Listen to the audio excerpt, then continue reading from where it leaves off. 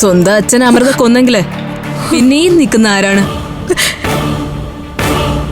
എന്നെ ആരോ കൊല്ലാൻ ശ്രമിച്ചു, പക്ഷെ ഞാൻ മരിച്ചില്ല.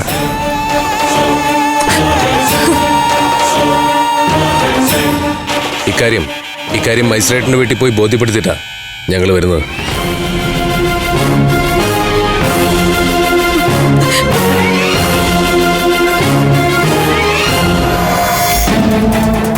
ഇവരെ റിലീസ് ചെയ്യാനുള്ള മജിസ്ട്രേറ്റിന്റെ ഓർഡറാ. എത്രയും പെട്ടെന്ന് അമൃത അനന്തകൃഷ്ണനെയും വിട്ടയക്കണം. ഈ നിൽക്കുന്ന ചന്ദ്രസേനെ കൊല്ലാൻ ശ്രമിച്ചത് അമൃതയും അനന്തകൃഷ്ണനും ചേർന്നാണ്. അവരുടെ കുറ്റസമ്മത മൊഴി എന്റെ കയ്യിലുണ്ട്.